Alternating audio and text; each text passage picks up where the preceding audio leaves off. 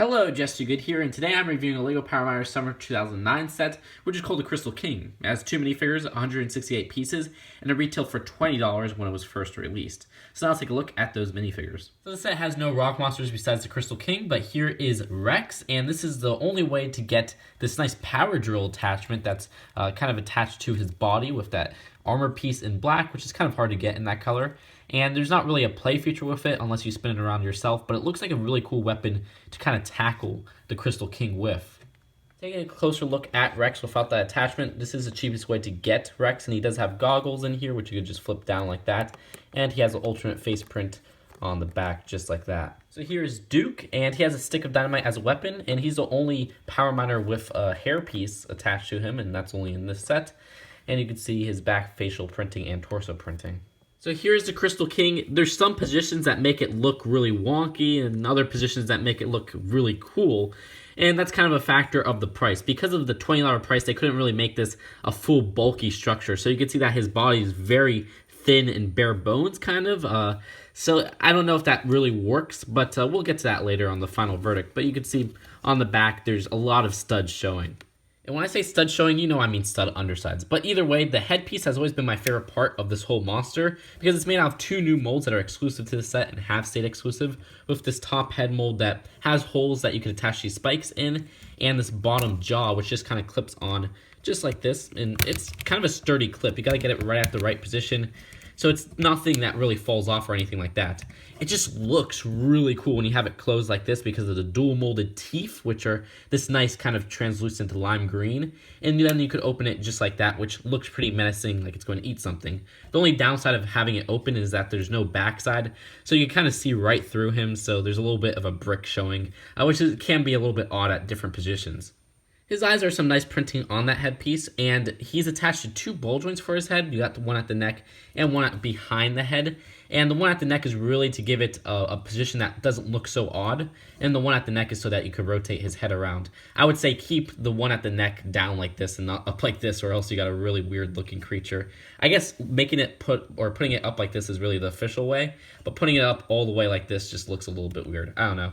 There's also some nice crystal details on the back there, or at the shoulder parts, and some nice spike details, which are right on these sides. And they use these bigger spike pieces, which are dual molded because you got this nice hard plastic and then a rubber on top.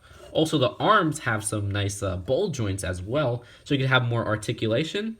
And they just kind of connect right at the edge right there. And then you could position the hands as well to different ways. And the cool part about that is that they have these nice kind of printed little craggly rock pieces, which were first introduced in here and only used in this set for like 2 years. And then they started using it for other sets. Now it's become pretty common in different colors. Either way, he has some fingertips so that you could hold one of the miners and kind of capture him so that the other one has to save him. And those kind of hold minifigures fine as long as you position them well. And you do get 3 of these craggly rock pieces. And just to look at the back spike, it's actually on a hinge, which is quite interesting so that you can position it in different ways. And I like how they kind of covered up the detailing with the neck and gave him some spikes right here as well. Then the middle section is where it gets, I don't know, a little bit lanky and odd. It just doesn't match the proportions set with the arms, the head, and the legs. I just don't know. I feel like it detracts from the whole look of the monster because while maybe the head might be the first thing you're drawn to, after that it's probably going to be the middle section because it's right there in the center. Either way, they have some nice details like these roof pieces in a nice translucent orange, what the heck, translucent lime green.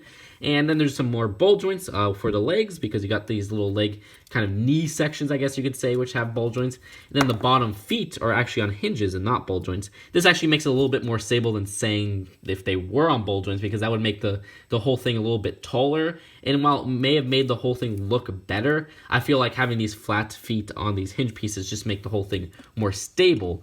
Now, you could actually rotate them as you'd like, and you can see there's lots of nice rocky details on here. I like how they use a lot of roof pieces and cheese slopes that give it a very rocky type look that looks like it just came straight out of the cave. So that's really nice, and like I said, the feet on the bottom are flat so that you could lay it down, and there's a lot of positions where it could stand up just fine. So that's it for the build of the Crystal King, and now let's go on to the box and the final verdict. When I say box, I mean instruction booklet because that's all I have for this sucker. It has some cool advertisements because it has the summer 2009 sets in there, which this is actually the only summer 2009 set I own. I'm trying to get the other ones off of eBay, so we'll see how that turns out. And it also has like a little checklist of who comes in which, and a mini poster with some of the older sets and newer sets from summer 2009, and then this little mail-in form. So overall, I really wanted this set when I first heard about it in summer 2009, and like before that, preliminaries leaked, and I was like dying over this set. And I finally got it on Christmas Eve 2009, and I remember being disappointed back then. Sure, it had lots of cool pieces, and it had a cool look. It didn't live up to my expectations because it felt like it was just so out of proportion. It just didn't look as cool as it could have been. I feel like the arms are too long, and I feel like the middle section is a big stinker on the set because it just feels a little bit out of proportion. Not a little bit, a lot out of proportion compared to the rest of the body and everything like that. It feels too thin, and I don't know if they could have made a solution to that besides making it a more expensive set. $20 is a good price point, but they should have probably made this a $25 or $30 price point.